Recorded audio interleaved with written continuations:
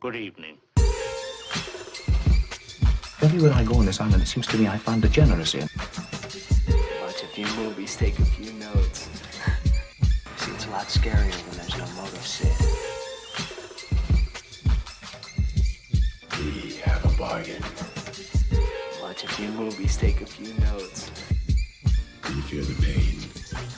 What is the pain I can assure you will be exquisite. Watch a few movies, take a few notes. His entire work consists of violence, all the time, obsessed with the issue of violence. Mayhem, gouging out of eyes, autopsies on the stage. Come. It is time to keep your appointment.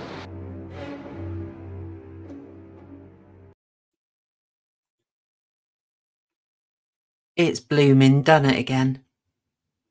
Oh, what is this? What is the absolute state of this? Folks, we had the same boomerang last week. I don't know why. It won't let me share the screen. Oh. There you go. Blame StreamYard. There we go. Welcome to episode 180. What else you got on there? Give it clear him out. I have. Let me see. I've got this. Nice. I have. Here it is. Oh. So next time you throw out a terrible pun or wordplay, Chloe, please make sure to give me the signal, and I've got my finger on the button. I'm ready. Oh, excellent. Well, you always have your finger on the button.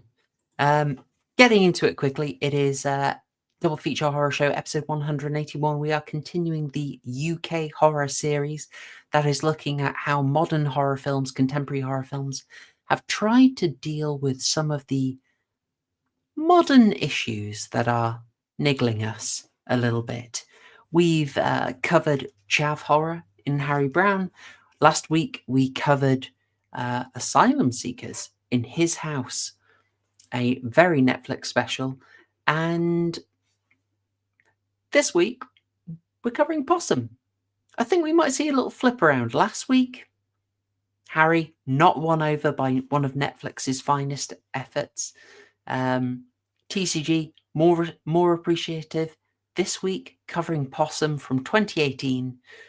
I think decent chance we're going to flip that over. I'm expecting bimodal scores. I'm expecting a David Lynch situation as we look at Matthew Holness's film exploring with a very Freudian approach.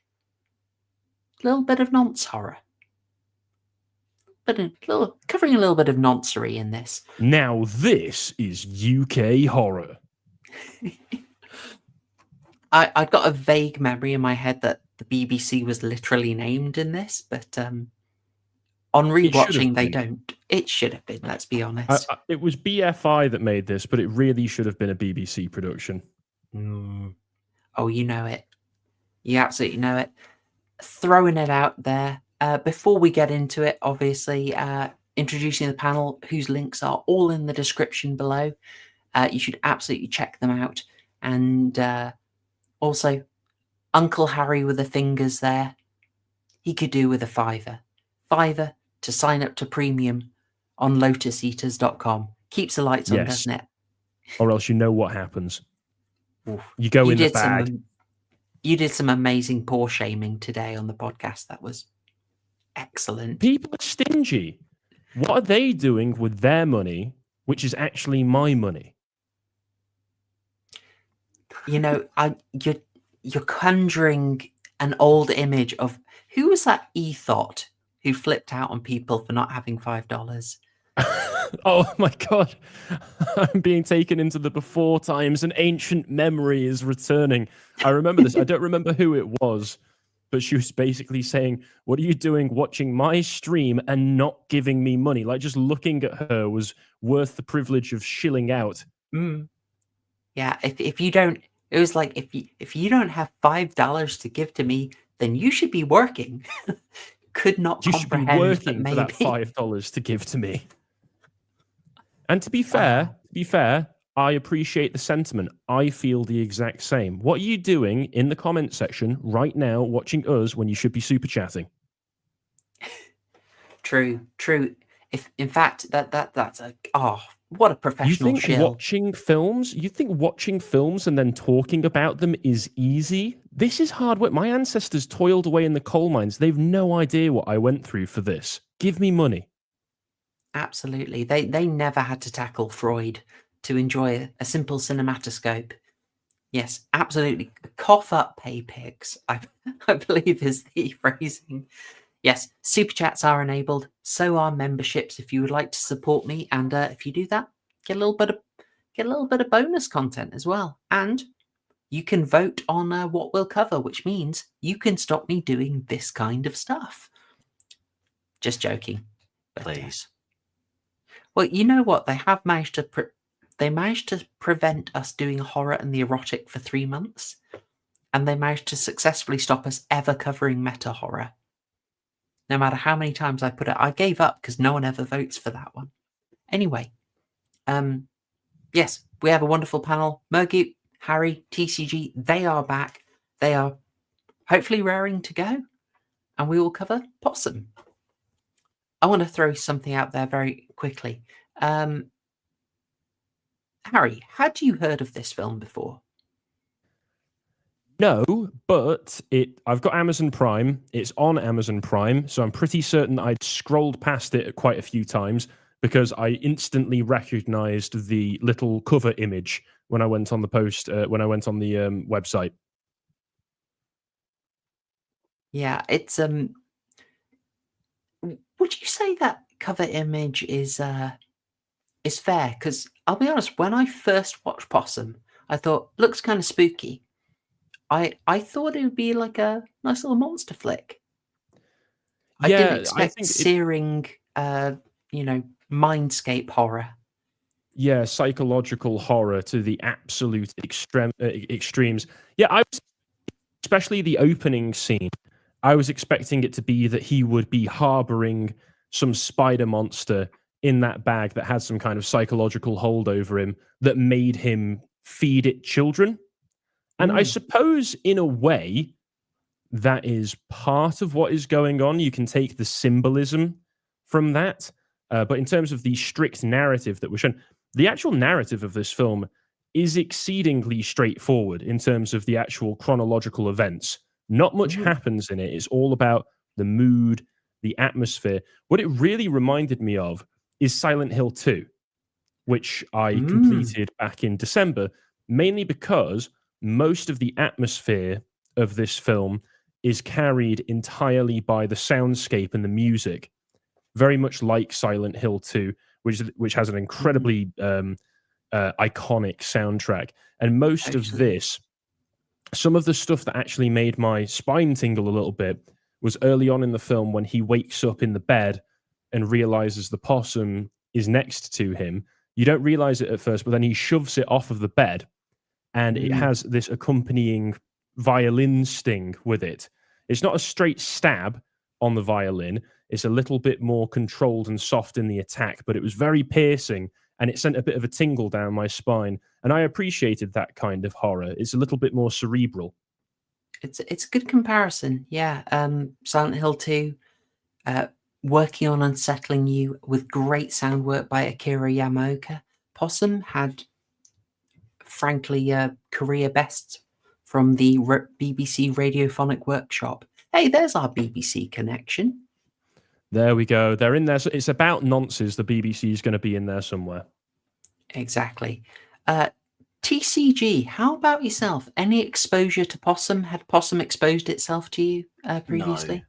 No. In short, no. And I wish it hadn't. I wish it hadn't. I feel for you. All right. I mean, we did say backstage, and I use the comparison of ballet.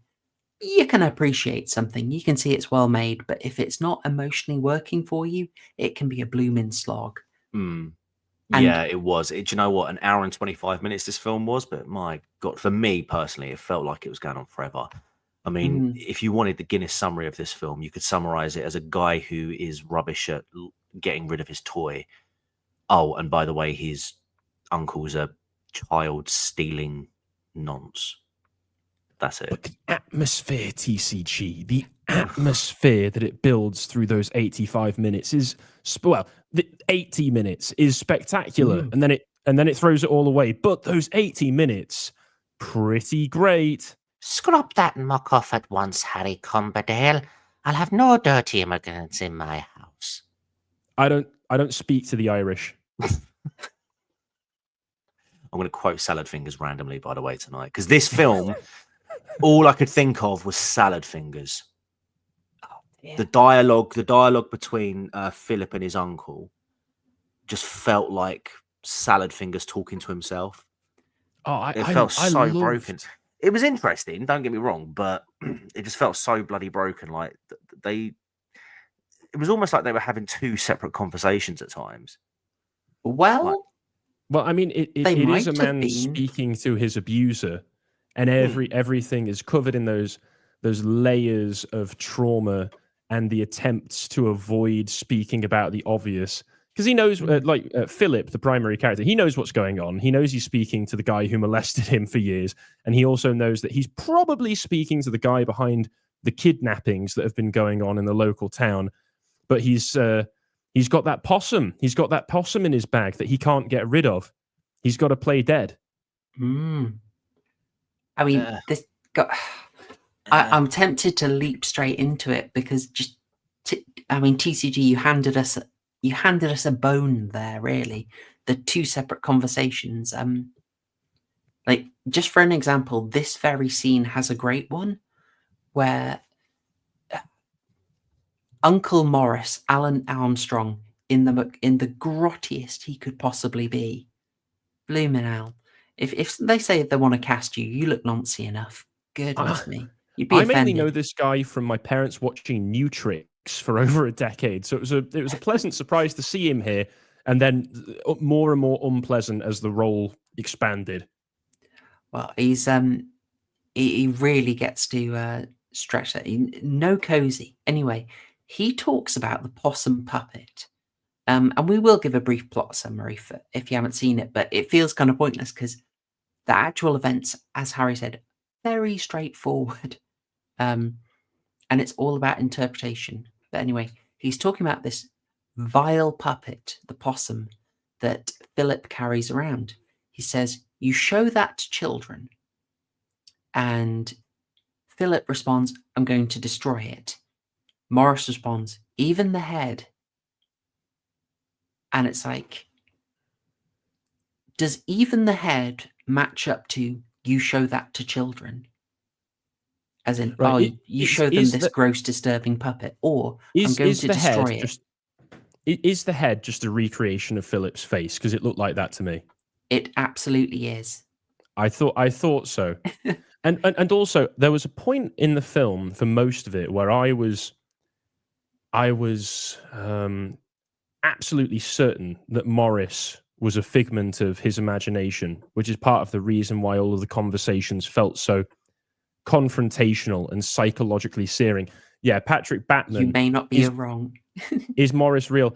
By the end of the film, I thought, obviously, if you're going to take the events of the film literally, which I think is very difficult to do, given that Possum, being a puppet, shouldn't be able to move on its own the way that it does.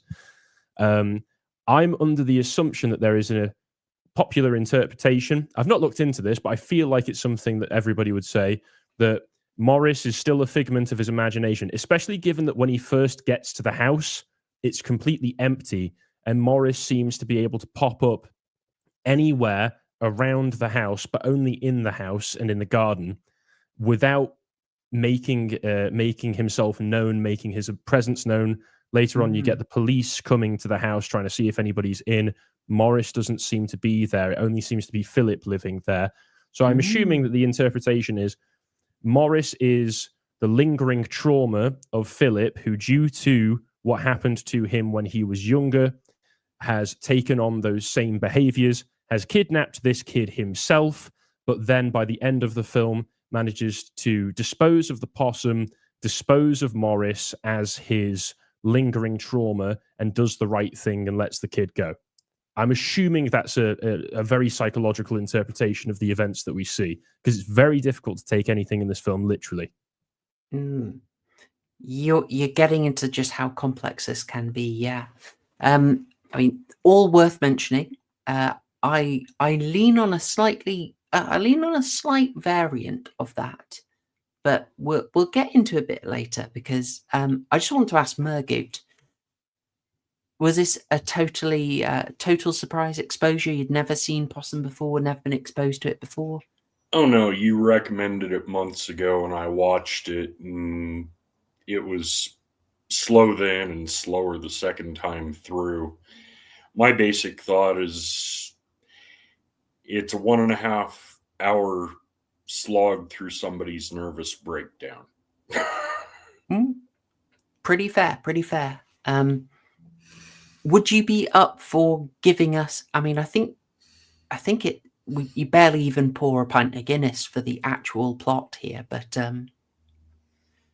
you know, I can do it for a change if no one wants to step up. But if anyone feels like doing the back of the VHS summary, I thought I already did. I thought I already did. Guy's rubbish at losing his, getting rid of his toy, and his uncle's a nonce. There you go. Pretty much. Very succinct and very true. It's one of those ones where the plot is really not the point of it, so recounting that won't help. So we'll just say at the outset, full spoilers. We're spoiling everything in it. We're analysing it. We're going to try and win you over if you watched Possum and didn't like it. But if you're curious about going into it, hopefully this analysis will help unpack the film for you, and then bits we don't cover will make sense when you go through it. So that said, we will now look at Possum. It is really important to say before we go any further that Possum arrives from a very particular place. It arises from this book, The New Uncanny Tales of Unease. These are stories that were commissioned to be explicitly Freudian horror, meaning that is the lens that we should take for this film to make sense of its rather unusual elements. The creator of this, the author Matthew Holness, who it's kind of weird that he did this because we all know him best from Garth Marenghi's Dark Place, a sort of parody of schlocky Stephen King style adaptations. It's weird that he managed to produce something so straight-faced and disturbing. It's an absolute achievement. You see, I'm seeing the Garth Marenghi references everywhere. Excellent. Thank you, chat. Matthew Holness, in writing this, originally had the idea of focusing on the fetish in the Freudian sense, so the object imbued with a specific meaning. But I think in expanding that story into a film, he's leaned on wider Freudian analysis, and we're going to see quite a few of those things come up. A lot of them is going to be familiar to you from pop culture, like id, ego, superego. You will have heard that idea. Also, the idea of the physical representation of the mental space is quite Freudian. You'll remember that being used in The Shining a lot. So a lot of these ideas inform the film. If you don't like that kind of stuff, it's going to be an absolute bloody slog. But if you like your David Lynch, you might find it quite rewarding. We get some clues in the early scenes. I'd just like to share this bit, which I thought was masterly for opening the film, kind of letting you know that you're not getting a standard horror here. I'm pretty sure this tree is fake because it's just a bit too perfect for what they need it to do. I assumed it was prop. Yeah. It's clearly designed to look like the legs of the possum. A very multi-purpose tree, yes. Definitely or shall is we say meant to the fingers. Indeed. We get another angle of it as well. From this angle, Yeah, I you're only noticed seeing that. the two legs. Yeah. Grim. Again, very Silent Hill 2 when you first walk in on Pyramid Head. Oh god, yeah, the And what's Pyramid do you Head call them? supposed to be a representation of?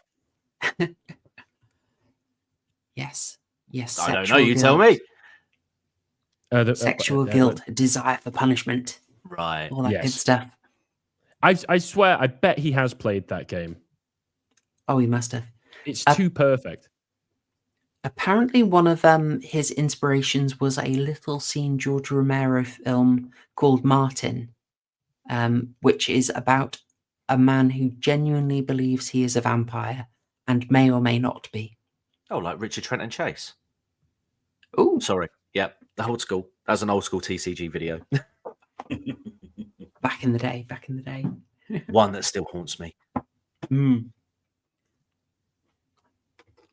Yeah, people don't see that much, but I don't know if Trenton Chase. Well, he probably did, but Martin doesn't have fangs, so he has to use a razor blade to get the blood.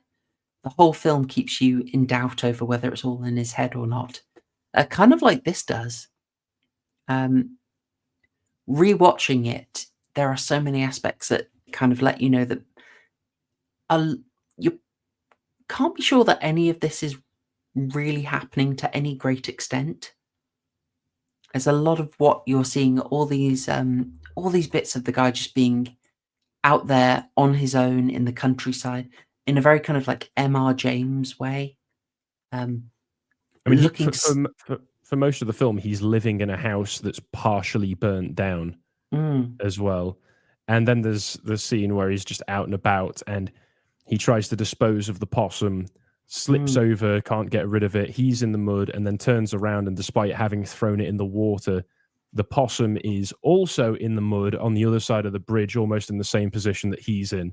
And that's not physically possible. I am of the opinion, thinking about it now, that quite like a David Lynch film, the entire thing is supposed to be taken as a sort of dream. I'm with you. Like, I want to throw one thing out here. It's really hard to know when any of this happens. Like, you must have watched this and thought, yeah, looks a bit 70s, doesn't it? I was watching it just thinking like everything was out of sync in terms of like almost like you well, I suppose you can sort of point to David Lynch actually in Mulholland Drive, but things just sort of happen out of not in chronological order. It does. It feels to me like this was going backwards and forwards in terms of events that were happening. And I had that issue. I'm personally, I like that because as a psychological method of keeping you on edge, it creates, very much like the title of that book, an uncanny feeling in you, which I appreciate. And the out of time aspect, I agree with, because most of the film, you're right, feels and looks like it's in the 70s, but then also the school that he visits and the train that he arrives in town on seem much more modern. I think if you're looking at the 70s sort of aesthetic, if you will, that could be a representation of Philip's mind state, because he does seem very childish in the way that he approaches things. Like later on, almost like he's returning to the past because that's when the events took place. Yeah, exactly. Yeah, like there's one scene where he goes, this is it. Yeah, where he goes, just randomly pops back into school when he's talking to the teacher. He's like, oh, can I see Mr. Grant, please, miss? He knows about everything, miss, and he's talking to the teacher or that staff member as like a child would to a teacher. Even earlier on in the film, when he's standing outside the school just looking in, and that teacher approaches him, he refers to him as sir, as opposed to anything else really.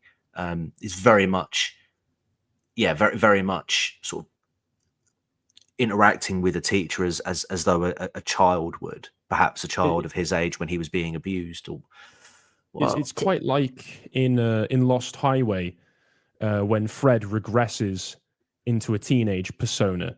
It feels like that, except without the character and actor swapping. Yeah. And just to give some props here, Sean Harris, who's playing Philip in this film, does a spectacular job of never ever looking anything other than utterly traumatized in every scene, and it gets worse and worse as the film goes on. He is in abject horror through the entire film, which I thought was quite impressive. It must have been quite an intense role for him. Oh, completely. He's an intense guy. I mean, every movement he does where he sort of holds his hands down low, it's like a puppet whose strings have been dropped, or the way he carries Possum around in the bag slightly out. That would have been exhausting to do. And he's thought about all of this. We've praised Sean Harris many times as a character actor who really disappears into the roles. Yeah, he was in Harry Brown, and he was completely recognizable from that role to this one. Totally. And in Creep as well, as the monster, he puts so much intelligence into that role. But I want to give TCG props. I think you're absolutely on the money about the sort of outside being reflective of his mind state. I think we're so in his head that it probably is all happening in modern day, but mentally he's so stuck in the past that he sees things as the 70s. Yeah, like the TV that he's watching the news broadcast on about the missing boy. Oh, hang on, I've got that here because I thought this was a really Silent Hill shot. Here we go. Like, that broadcast obviously isn't happening, but look at that TV, it's so ancient. Oh, yeah, this felt like if you're going around the apartment buildings in Silent Hill 2, something that would happen in there. I think there is a TV scare in there, isn't there? There is. There's also one in the first Silent Hill when you go to a shopping mall. There's a boss fight there, but you get a creepy broadcast there. It really made me think of that. Before we go further, oh, sorry, yeah. Oh, I just want to say thank you to Daniel Hall sending in $10. Very much appreciated. Saying Richard Littler's character for his Scarlet Council entries, Charlie Barn was a spider being with a sinister child's head that hypnotized people into making him into a Jimmy Savile-like celebrity. I have never heard of this. I mean, thank you for the $10, but has anyone heard of Scarlet Council? No, I haven't. That sounds weird. Is it dark comedy? I assume it's dark comedy. Thank you. Patrick Batman. Thank you, Patrick Batman. Sent in £5 saying, I got Chris Morris's horror sketch Jam shows from scenes with the Possum puppet. Yes, I remember Jam.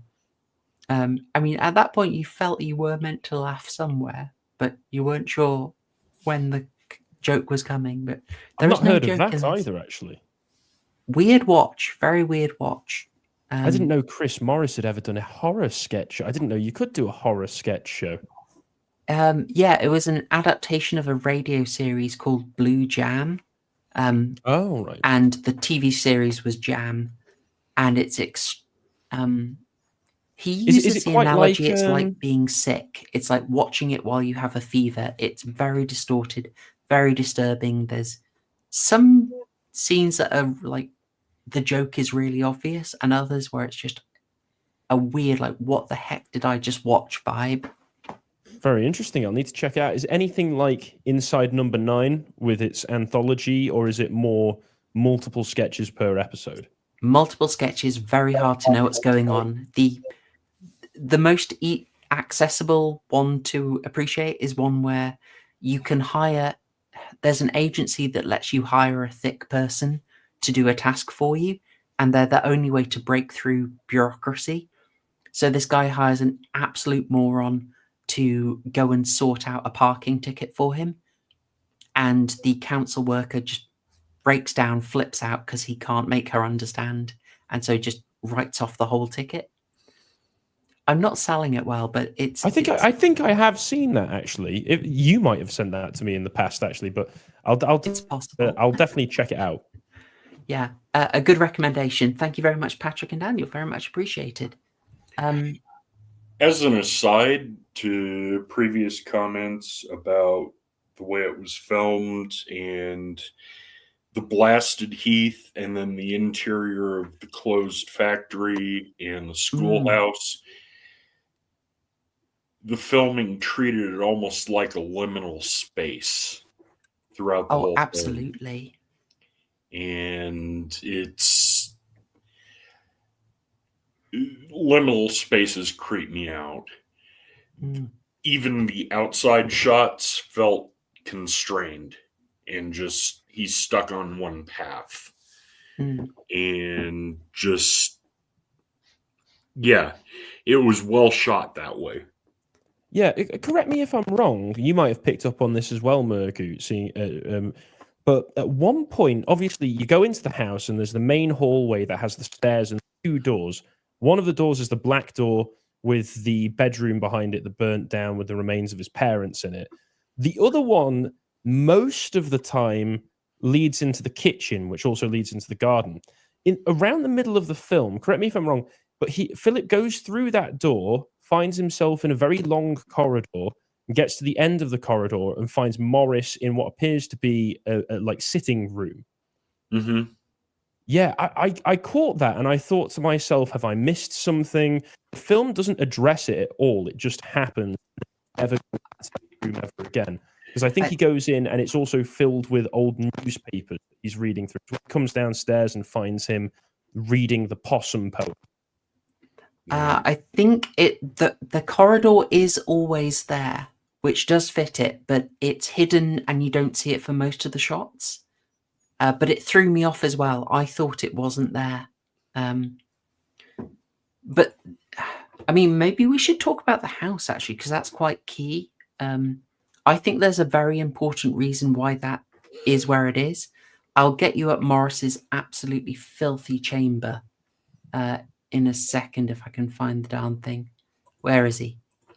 All right.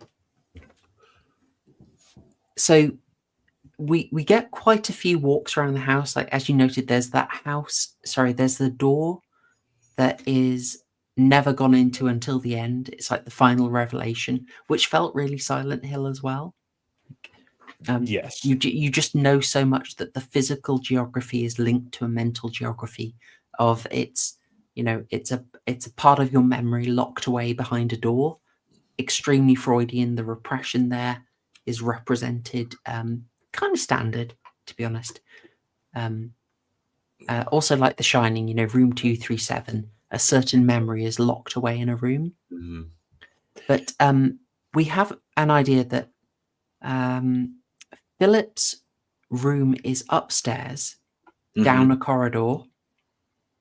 Morris's room is downstairs, down a corridor. We can work out that Morris's room is directly under Philip's. Now, you might get ready to accuse me of reaching here. Possibly I've overthought this. But we have a film directly adapted from a Freudian horror story, deliberately paid to be Freudian. So if Philip is our main conscious guy and Morris is directly below him, Morris has to be the subconscious. He is physically below him. And that's why, and the guy who represses all his memories doesn't want to look into it. Well, Morris is aware of them. That's why Morris's room is full of records. Morris knows everything. He doesn't have it hidden from him. He can also seemingly access Philip's room whenever he wants, which is why he has the Possum book and is able to read the poem. Well, yeah. Philip, remember, hides it, presses it down, hides it under a floorboard. He suppresses it. He pushes it down. Morris then obviously can access it. I don't know if you guys are just staring in disgust, she's gone mental. Honestly, I find that to be quite a simple and well-reasoned explanation of what's going on in this scene. It's Philip fighting against his own subconscious in that sense, if you're to take it that way, when he's confronted here, because as we know, he's reading the Possum poem right now. It's his subconscious prodding him to remember what happened. Yeah. I mean, And it makes more sense than than where I thought you were going to go with it, which was Morris is a bottom. oh dear. To be fair, Chloe, what is the gay reading of this film? The gay reading, it's something like It shouldn't be too hard, to be honest. you had that prepared. I mean, just focused, didn't you? I was waiting for a chance to. I mean, I didn't think you'd come up with that as your avatar. I mean, you're getting. I'm going to start sending this to random friends I've not spoken to in years, and then blocking them immediately. There's one quote actually, Salad Fingers. That scene at the end where he's giving him the lashes. You'd smack my bottom raw for being a fussy fidget pot. Oh, very, very, very. Very Salad Fingers. There you go. Well, I had a more literal read, but the more I think about what you've said, the scene in the garden where Morris is burning a bunch of the newspapers and Philip has come out to burn Possum, and the discussion there, and Philip is holding, just like the photo shows, holding Possum like it's cherished, like it's a child, and then eventually shoves it in the trash can. Yeah. The burn barrel. It's repressing and burning the memories out. Totally. And he doesn't let. I chose that frame because he doesn't let Possum look at Morris. I mean, we can take this in so many ways. Effectively, like, my analysis is very informed by Lynch analysis. Like, learning how to read Lynch is just what I've applied here. They mean it like it is, like it sounds. That's how I approach this. So my only slight variation, Harry, on your idea of Morris, because I don't think he exists, basically. I think the only thing we know that does actually happen is the kidnapping of the lad that they see on the train. And everything else is, sort of within Philip's head. I guess my only thing was Morris is that suppressed aspect. He's a bit more of the id. He is the those awful desires. And he might look like this Morris character, but I think he's basically an amalgamation of the several people who have abused Philip. What makes you say several people? Things like he's your uncle, but he's maybe not your uncle, but he was your teacher, but he was also in the cadets. And the way he says, I worked everywhere. It's like, okay. I think possibly he just stands in for the for the various abusers, basically. That's why. Because I just find it a little weird that he's the uncle and the cadet leader and the teacher. And we've got stories of abuse coming from multiple sources. So for that reason, I think he's an amalgamation. The group of boys who bullied him, and Morris stating, and we showed them, or that's the only bit that I'm not clear on. Well, he was, if you take it for a fact that Morris isn't real, why did he kidnap the boy? Because he sees him as one of the bullies who did horrible things to him as revenge. Oh yeah, but I think Philip did the kidnapping. That's what I'm saying. Morris isn't real. Philip did the kidnapping to teach his bullies a lesson, even though the kid was never there. in the past. Yeah. He's a stand-in for the boys.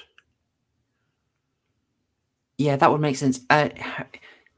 One of the intricacies of the film is that victims and abusers are tied up in the same.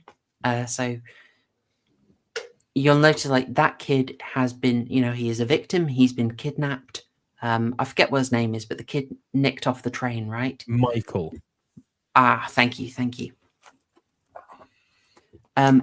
But you'll notice that basically the only thing we get about him is he's slightly the outsider of the group. And the thing we see him do is drawing. Mm-hmm.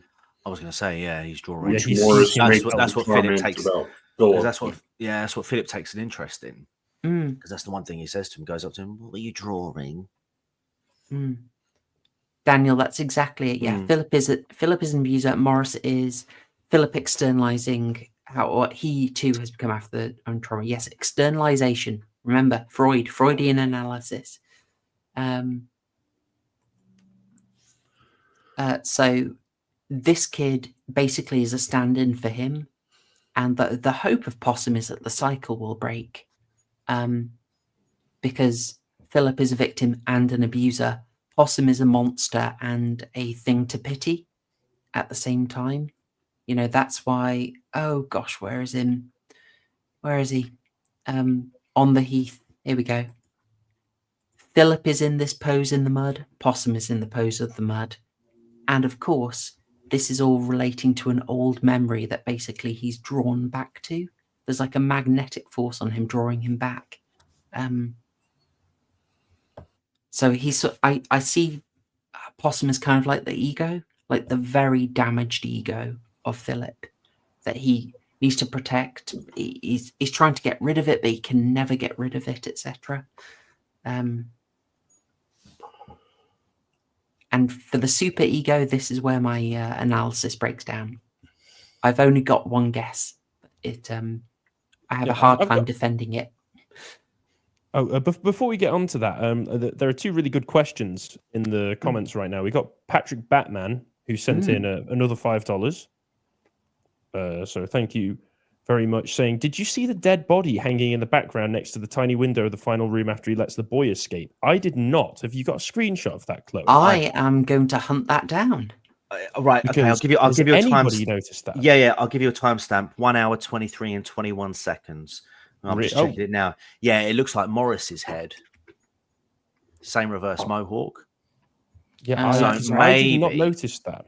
1 hour, 23, 21 seconds. Maybe rather than being a actual physical being, perhaps Morris was one of the puppets. Because again, they make Morris references the puppetry in the family, like be talking about, well, actually, like, I don't know, like something like you made me, or I don't know. But no, you're right, Patrick. You don't see him hang him up, but yeah, he's clearly. I'm looking at the image now, and he's. Could you bring that up, Chloe? Because if nothing else, that sounds like a really creepy image, and there is a lot of stuff that I liked in this film that was based purely on creepy imagery, where there's something in the background that you're not explicitly drawn attention to. Yeah, I'm just trying to work out how I can share. I think I'll take a screen cap for you. Will probably be the easiest. So forgive me while I just take a minute on that. While you're doing that, also Essie Remain says, I don't know. I definitely think Morris was definitely just his uncle. Otherwise, why would he keep throwing in his face that Philip, owns the house and not Morris? To that, I would say, if you take the entirely metaphorical perspective on this film, the house is not his house. The house is his mind. You're living inside of his mind, which is why it's so broken, why it's so reliant on his trauma, why he can get television broadcasts inside the house purely of events that are relevant to him. And this is him trying to say to the darker side of himself, that subconscious, that he is trying to reclaim ownership of his mind. That would be my interpretation there. Yeah, it's essentially the concept of living rent-free in someone's head. Oh, TCG, you absolute star. I was going to credit Waifu with that because she pointed out Morris is living rent-free in his head. I was like, gosh darn it, how did I miss I've got it perfect for this. Hey! Hey, there we Perfect. go. And there's is the this other the shot where one? Is this the That's one? the one. Yeah, if you look towards the left where the window is, you see Morris's head Yeah. just to the right of it. Um, Maurice. just to the sorry. right of Morris's head. No. Sorry. Maurice's head is there. Yeah. Oh, yes. But what Patrick's saying, because obviously, when Philip kills Maurice, he's quite clearly above him, like they're on the ground when the struggle ensues. But in this shot, he's been hoisted up here, almost like he's hanging because it looks like Possum. there's fabric. Yeah, almost like Possum's hanging, like when you see Possum hanging in the film, it looks kind of like that, and it just looks like his head. You can't really see the body. Yeah, I was also confused as to how, obviously, if you were to take a literal interpretation of the film, of how Morris died in the first place, because was there a nail sticking out of the board, or did he snap his neck? Because it appeared that he snapped just his neck. Snapped his neck. Okay. Too easy though, isn't it?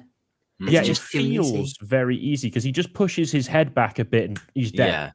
Yeah, the burned board was sharp. Maybe the board went in the back of his neck or something like that. Or perhaps it's, again, with the metaphorical, it's the very act of him fighting back for the first time was just enough to overcome him. Yeah. One thing about things, it wasn't so much in the background, but when Philip is out on the street and he's looking around and he sees Possum looking out the window. That was a great shot. Yeah. It's just. Oh yeah, no, yeah, you can see actually. So I'm just going back a few seconds earlier, and where they are at the moment, because Essie Romain pointed it out, like where the floor's burnt out, he's actually hopped down. Yeah, I thought as much, but I Yeah. thought you were pointing out something that I might have missed. Yeah, I think it's a bit confused, but yeah, I'm Again, the whole space of this house is very intentionally confusing in the first place. And actually, you don't see him hop down. It just goes from the bit where he's killed him. Obviously, like does his zip back up, and then it goes straight to him opening the suitcase. I think it was where then he let that Michael out. Yeah. Releases the Tory spad. Yeah. But many such cases at Conservative Party conference. I mean, by the way, guys, if any of you is better with Photoshop than me, if you fancy taking that amazing still from The Shining, where Wendy sees into the room and there's the guy in the dog costume, and entertaining a guest, shall we say? No. If any of you want to shoot Tom Harwood's face onto, actually, no, don't do that. That would be slanderous. Never do that. it. There are already enough of those photos out without Photoshop anyway. Oh dear. Anyway, so I think Allegedly. we can allegedly Ask Harry Sisson. Hey, he's straight now. It's confirmed. He went to a special camp for it. He's the only man ashamed of being exposed as straight. A camp that makes you not camp. Riddle. How am I going to make it in Washington now? He says. So I think we can still treat this death of Morris suspiciously, just because it's so easy. But if you want to add more fuel to the fire, I checked. Michael, the kid who escapes, never looks around at Morris ever. He only looks at Philip and then legs it. Yeah. By the way, one just question, it's kind of, it plays into it, but doesn't really do it. I never caught on to how his parents died in the fire. Did Morris set it? Was it an accident? Did Philip set the fire? Also, why is he a disgraced puppeteer? Well, why is he a disgraced puppeteer? My first thought the first time I was watching it was he's the nonce. And yeah, I mean, it would give him access to the children, wouldn't it? Yeah. And it was pointed out in the comments that he gets called a pervert by a In group every of scene, yeah. by a pair of teenagers when he's walking down those stairs. There's a reference that Morris makes early on, and of course, basically anything anyone says in this film, you have to treat with some degree of skepticism, especially if it's within the house. But he talks about that performance he put on, and then that causes a scandal. And Philip says they'll let me back once I've destroyed Possum, and I'm just not sure how literal it can be if he is actually a puppeteer who did a display that terrified children, and therefore he has to destroy that. But I think we all know that. I also just took it as metaphorical that he's Yeah. being puppeteered by his trauma. Mm-hmm. Well, absolutely. It feels like a cope, basically. I know the average sort of film analysis channels we probably all watch would tear me apart for that, but I kind of feel like I don't care about the reality of it because the metaphor is much more rich. Yes, I am saying it's got a great message. Who cares if it makes sense? Oh no, I'm but what literally saying about the objective analysis? No. Yeah, but yeah, I literally don't care because as you are all highlighting, the idea of the puppet is absolutely rich. And maybe like we'll dig into that, but like the way he stands half the time, like a puppet whose strings are cut, he's half directed. The way he's drawn to places like someone is puppeting him, and I'm sorry to take us there, but and this is vindicated if you look at certain frames of the possum puppet. One of the ways you can operate a puppet is with strings from above. Another way is some puppets you put your hand inside. Yep. Possum is a manipulate puppet you put fingers. your hand inside. I don't know, like that method. God. One thing I did like about that when he gets to the shed and collapses onto the ground, when he sits down, just thud, and it starts raining, and the charcoal mixes with water and drips black everywhere. And just remembering the fire and the after effects, and that was good imagery. The photography was almost a throwback to the 90s with all the chiaroscuro and the green lights, yellow lights, and faded blue light, dim blue light. Just for anyone who doesn't want to Google it, the chiaroscuro is the intense contrasts of dark and light. Like Caravaggio is the guy you think of for that. Yeah, no, you're absolutely right. It's beautifully shot. Some scenes are like very washed out, but then some are so much more artistic. Can I just hold us on the puppet point just a little bit longer, if that's okay? Yeah. I just want to quickly add, because I don't think you mentioned it, but with the puppet and Philip, when there's a few scenes where he's like facing it, and his demeanor matches that of Possum. So what I mean by that is there's bits where like the way it's like hung up, the head will be sort of arched down, sort of facing towards the ground. But when Philip there's one scene I do remember where he sort of like walks around and to the point where he's facing it, but his head is down, and when he's looking sort of face to face, it's almost like looking at a reflection, if that makes sense, in terms of how he's presenting himself.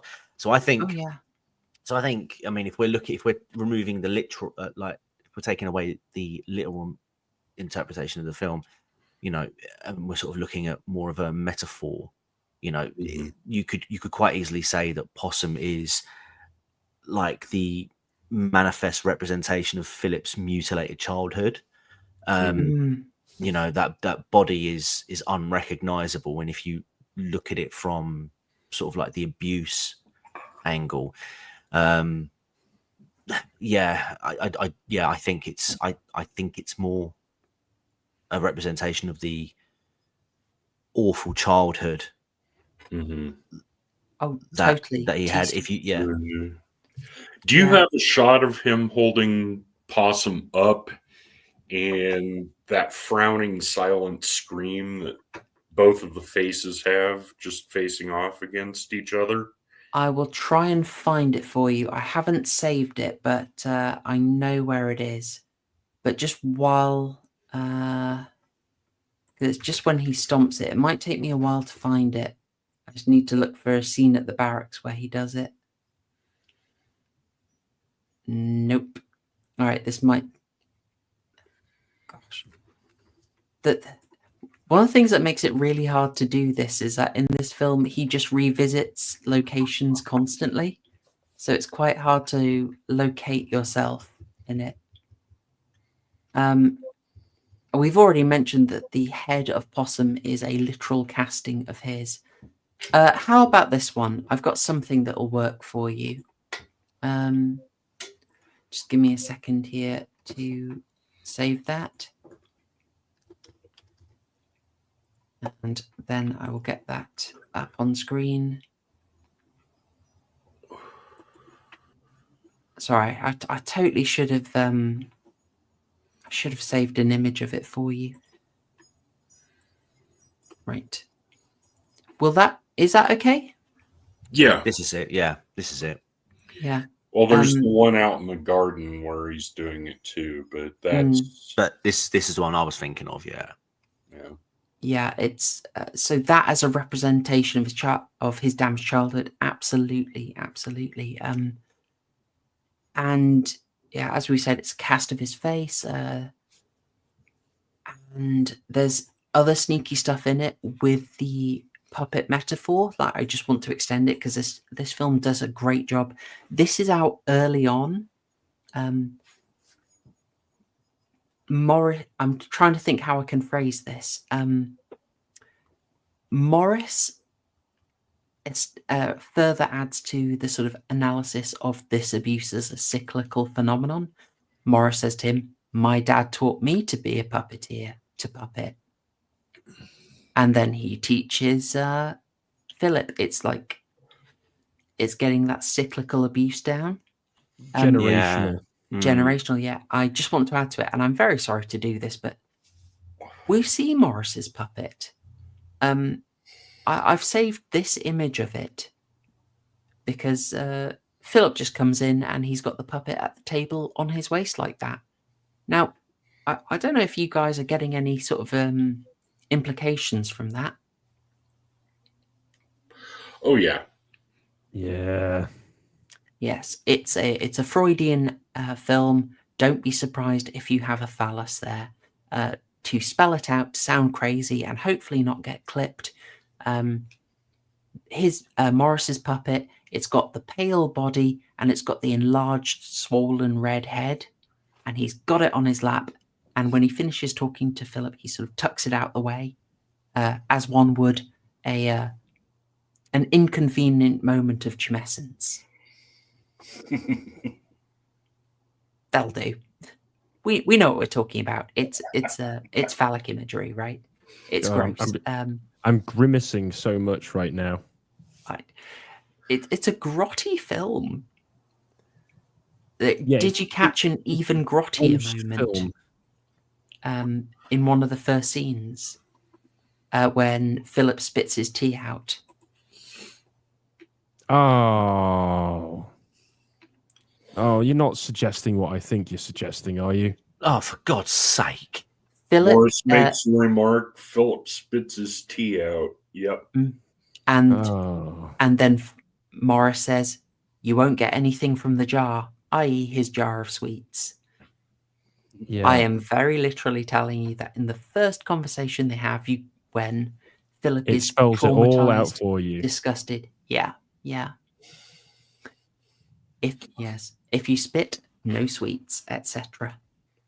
And from all the discussion, I'm assuming that the sweets and the reason why Philip is so horrified by the idea of having the sweets and almost vomits when he has one later on in the film is because that would be the reward.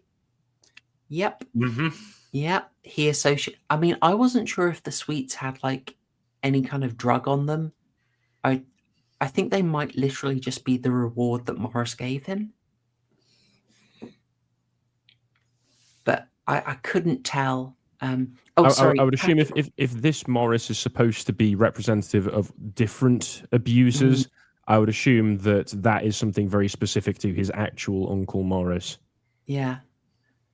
Patrick Batman raised a point here that I didn't get a screen cap of this, but it's perfect. You get a tiny shot of Philip looking in the mirror, and Possum is wearing his clothes. It's so brief, but it's another excellent shot that supports what TCG was saying.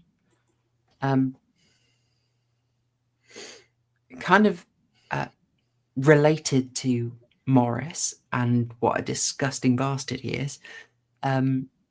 The idea of him being like the subconscious id, he's a representation of these very dark, evil urges, right? There's a bit, I think not far from the scene, where he asks Philip to tell him about the fox. And I'd wanted to get your chap's take on what does the fox say about the meaning of this film? I couldn't resist it. I had to leave you the opportunity for it. I had to take it. Where is my fox? There's my cheeky fox. Shows up a couple of times in the film. Anything that keeps turning up, it's not an accident. What's the symbolism? What's going on?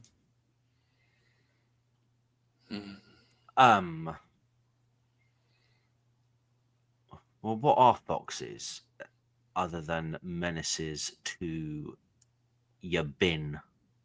All right, Jolly and Morn. Cheers. Chill out. Put the cricket back down.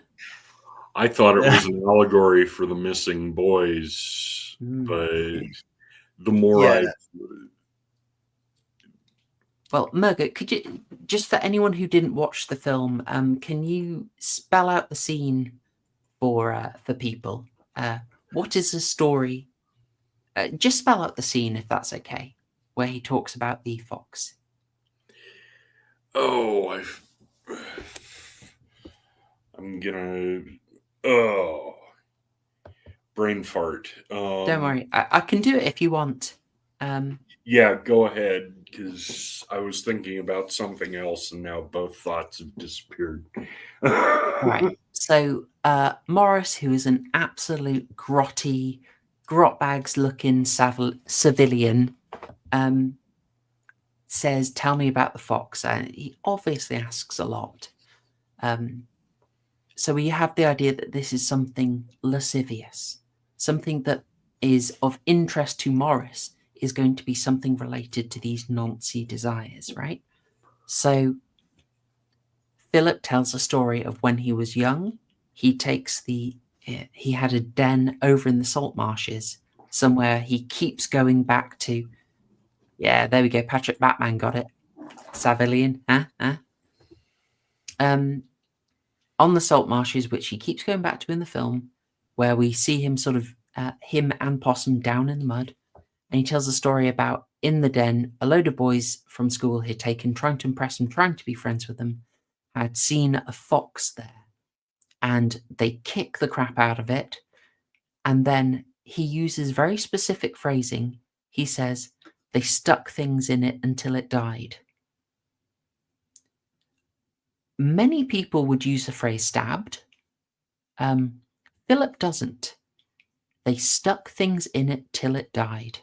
Then they stuck his face in the rotten part. And the fox is dead.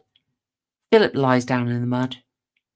And then when the boys go, the fox gets up again and leaves. I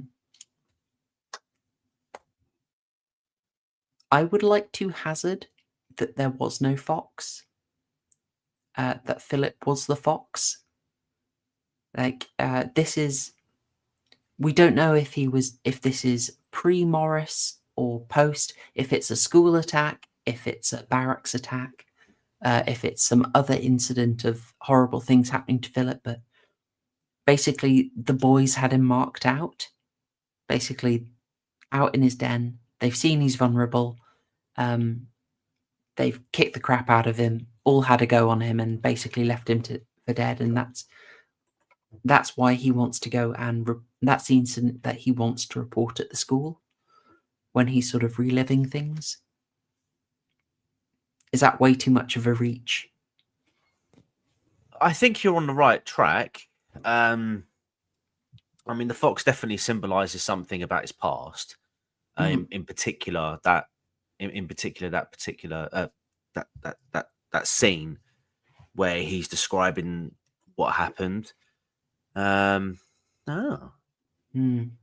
I'm torn on this. That's my idea, but I'm not sure it's absolutely right.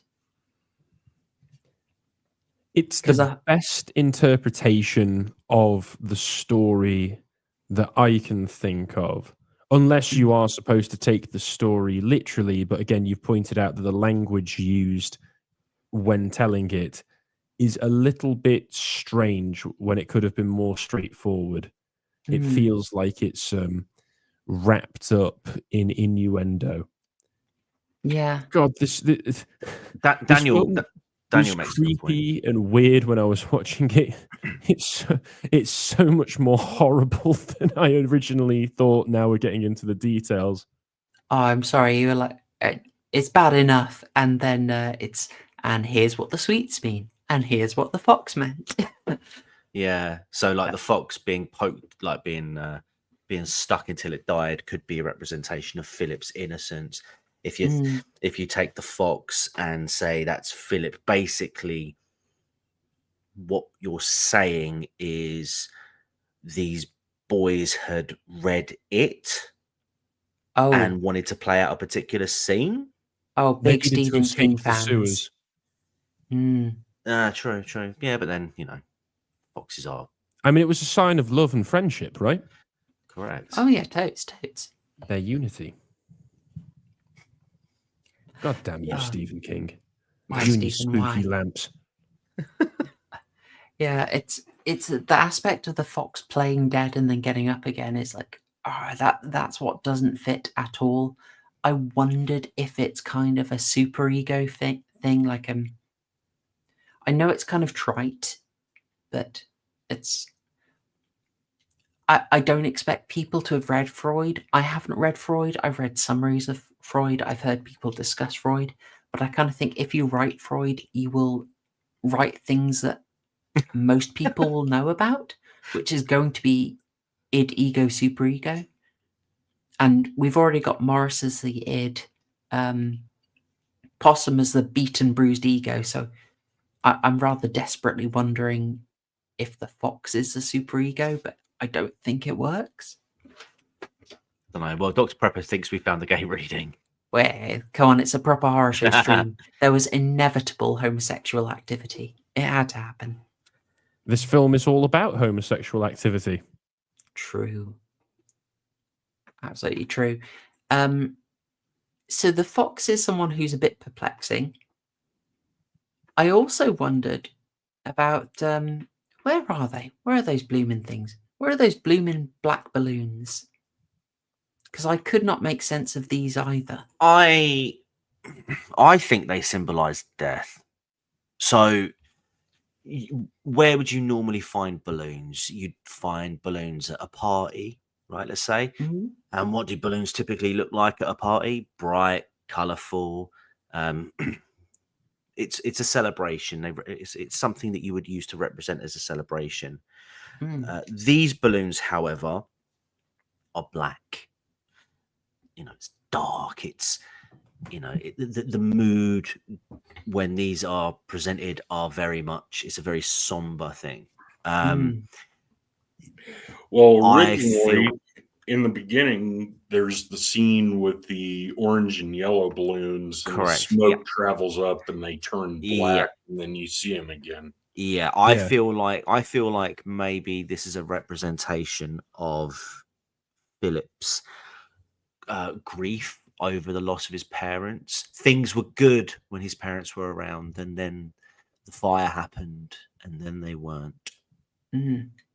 I think I agree with that. I think it's basically just an emphasis of that loss of innocence. The balloons supposed to be bright, colourful. Instead, they're covered in soot. They could in themselves look like the smoke, because if you look at the notebook where he's written the Possum poem, where he's drawn out the fire, the smoke from the fire, he's actually drawn it in little circles, so it looks like black balloons going over. And yeah, it's just another thing to reinforce his grief and loss of innocence, except perhaps in a different way to the rest of the symbolism that's going on. It's not the abuse, it's the loss of his family. I like that. That would work. I mean, we haven't talked much about the book, but I feel the book is very minor. Slightly creepy poetry and images, but anyone expecting a kind of Babadook style emphasis on it would be disappointed because it's quite a minor thing. But I think you've picked out a really good clue there. I was reaching all over the place, but okay, I'll give some alternatives, but I think you guys are actually right. I was not convinced by my own readings here, but I went through, is it kind of, are they potentially representing the bag put over the kids' heads? Weak. Could it literally be balloons in a kind of prophylactic sense? No. Weak. The only one I was possibly persuaded by is the idea that in Philip's room, you see there's a bare light bulb. Actually, a lot of the light bulbs in the house are just bare, but in Philip's room, there is specifically a bare light bulb with the string hanging down, and that looked to me like a balloon. So I was thinking, when that's on, that's going to be a white balloon. But if it's turned off, that would be dark. Suddenly it would be like a black balloon. And I was wondering if it was a symbol of like nighttime. I feel if it was supposed to be like that, then it wouldn't be a bunch of balloons. It would just be a single balloon. Yeah. So we'll junk that idea. I tried. Sometimes you don't need to reach. Yeah, I think you guys have got it. It's I think you were trying to wrap it into a full conceptual reading purely based around the noncing, whereas Philip's had like an all-inclusive miserable life. It's more than just noncing. He's lost his parents in a terrible fire too. True. Yeah, I think you guys have got it. Grief, I like it. I very much like it.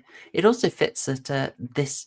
So he still sleeps in this childhood bedroom, but basically all the wallpaper's been torn away with these exact balloons on the wallpaper.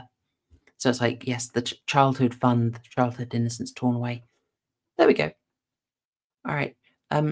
One really nice bit emphasized for the Freudian reading in this, that the burnt parts of the house are still attached to the house, but they're locked away and never repaired. So spelling it out for our Freudian reading, this is damage he is never repaired mentally, he's never recovered from, it's attached to him, he lives in it basically, but he locks it away to try and avoid facing it. But again, good stuff. Good symbolism with the burnt down house. We've been very... I wanted to throw something out there for you guys about maybe something a bit more UK-centric in this film, which is just like how degraded and rotten and broken down everything is. Like, I feel that they sort of threw in something about the, I want to say like deindustrialization, like as part of Philip's psyche, yeah. He lives in the past, he lives in a very sparse, damaged world, but I wondered if they were also throwing in something about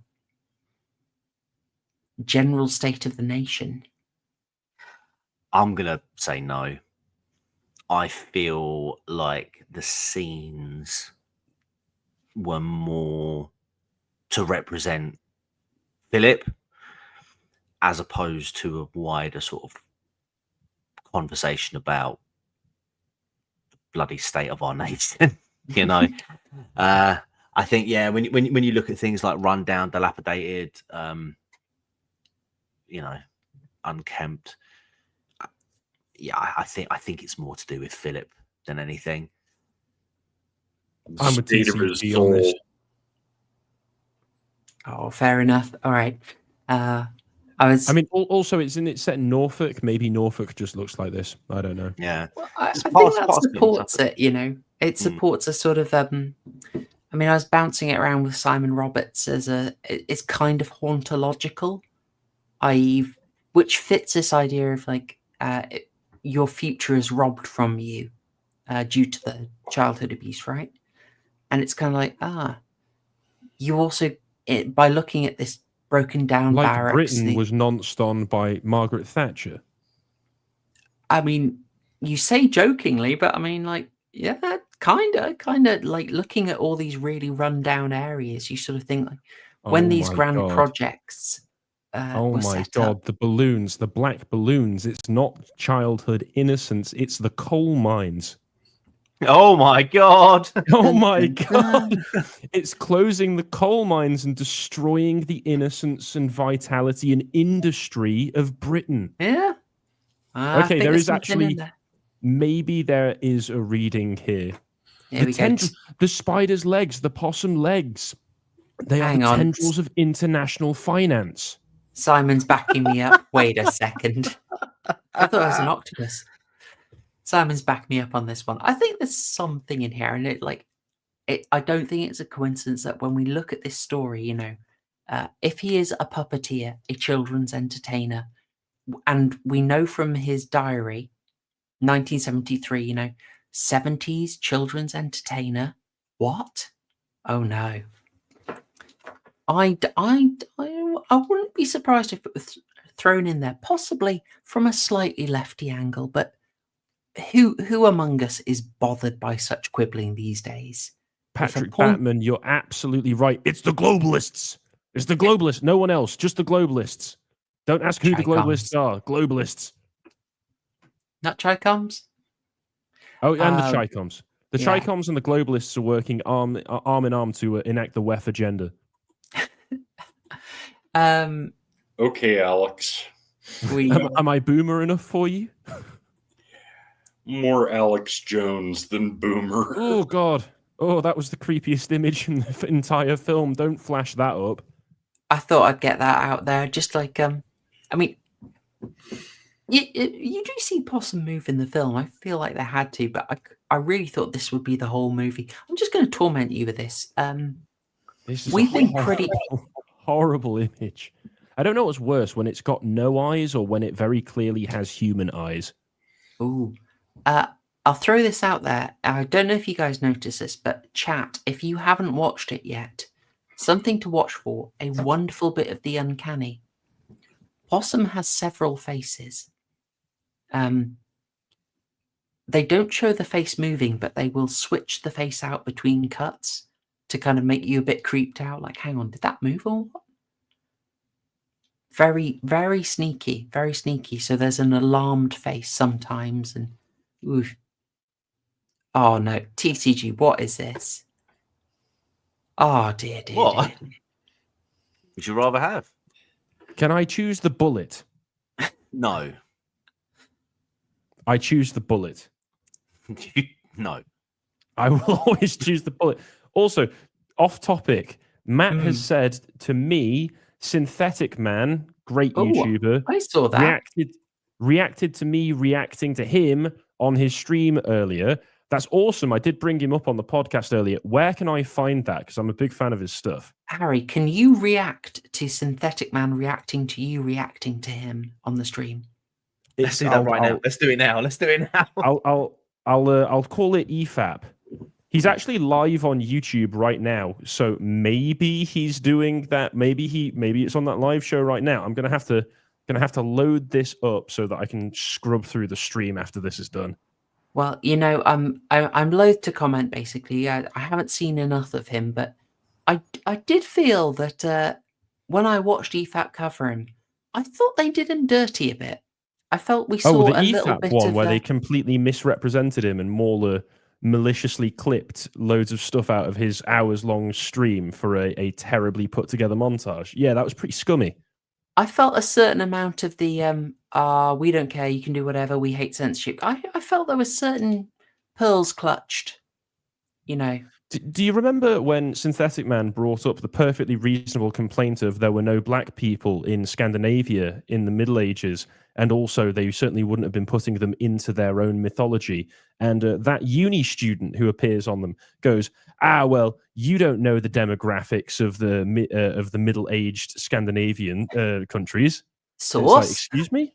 Source? Yeah, literally Reddit source. Source? Have you got a source for that?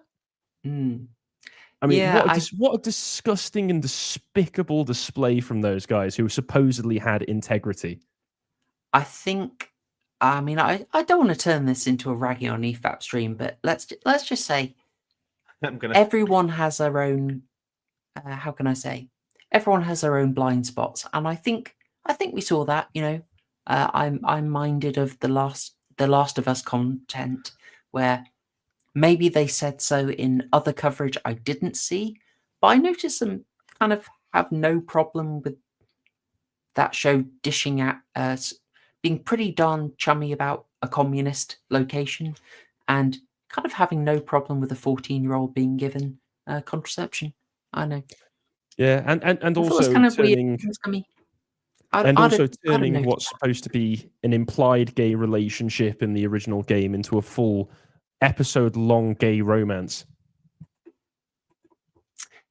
Sort of whether or not that is your bag, you know why that was done, and you can say, I love the writing. What great writing. But what was it done because they really wanted to flex the writing? Or was there another thing going on? Well, you have to wonder.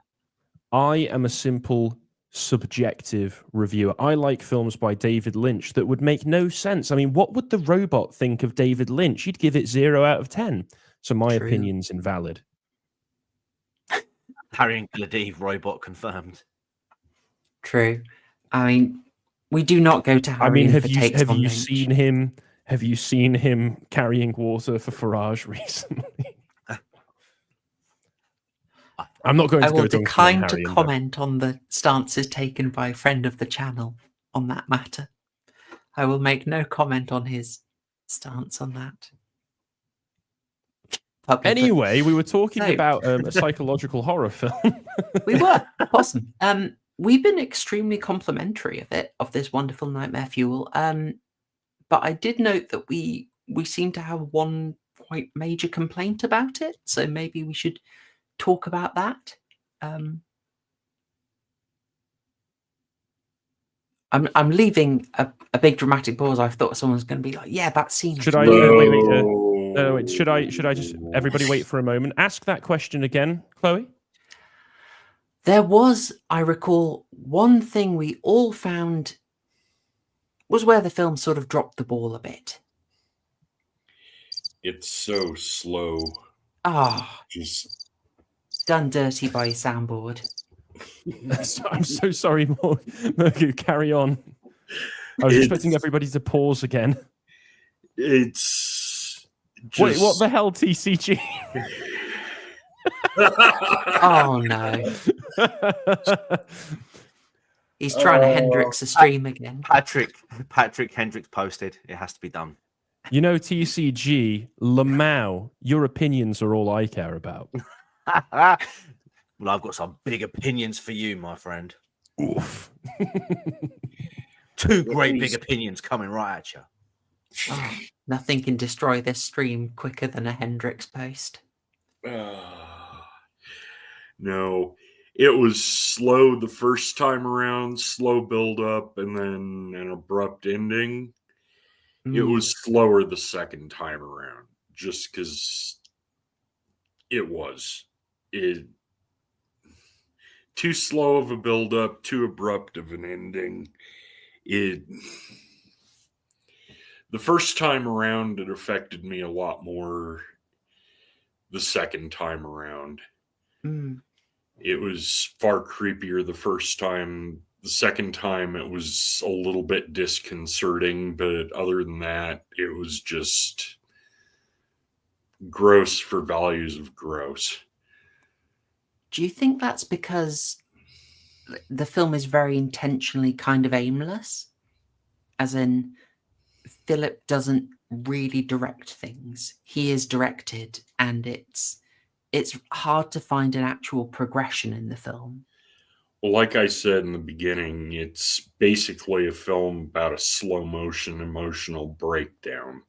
Mm. It's janky, it's intentionally so. It's disconnected until near the end. Is this real, or is this just his imagination? And it all the mystery kind of went away on the second watch. It's kind of a watch once kind of film for me. Fair play, fair play. Anyone else on the pacing?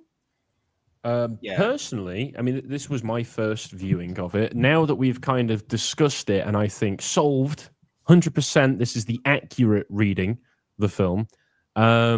Perhaps going back to it, it won't be quite as effective, because I feel like because of this last scene here that we've got on screen that spells the whole thing out for you. It's not quite got the staying power of a David Lynch film, which always have much more ambiguous endings. Just wait till you get to the end of series 3 of Twin Peaks, Chloe. You'll love it. You'll love it. I'm looking forward to it. They've always got very, very open endings, and I think that always serves them better for rewatches because you're literally just told in this, oh, he was nonced. The spider legs represent the fingers of people who were abusing him, and he's potentially kidnapped a child, and he's letting the child go, so he's won. He's overcome his trauma, in a sense. It makes it much more closed. The lack of the open ending means that when you go back, instead of still watching out for clues to try to piece together what's going on, you're looking for clues to connect to the central thesis. Because you already fair spelling out. You already know the answer. And I suppose in a way I was very disappointed with the ending at first because it does spell things out, and it changes the tone so dramatically in the last 5 minutes when he's assaulted by Morris. All of the subtlety, all of the nuance gets jettisoned for it to be as crude and lewd as possible. But returning to the Silent Hill comparisons, I suppose even Silent Hill 2 ends with a big dumb boss battle. It ends with 2 big dumb boss battles. Pyramid heads, this really metaphor throughout the entire thing. Then you've got to shoot 2 of him to death, and then you confront your wife, who turns into a gothic bedridden nun monster, and you've got to shoot her to death as well. So it's kind of following that Silent Hill theme, where you're just like, all of this subtlety, all of the nuance, all of the creeping horror that puts that chill down your spine, thrown away for the big boss battle because it's a video game. To a certain extent, you're captured by the medium. There's an even clearer example of that. I'm going to isolate myself here. If anyone's played the old Matrix game, Path of Neo. Yes, I've got it. Yeah. Good fun, you know. But do you remember TCG? You know exactly what I'm going to say. I know. Isn't that where the Wachowskis show up and go, listen, this is a video game, so here's your big dumb boss fight. Yep. Yeah. You kind of have to respect that, you know. That they just came up and it said, hi, I'm Andy and I'm Larry. And then explain the reason. It's sort of awkward timing, really, for them. But anyway, kudos to them for basically not trying to even justify it.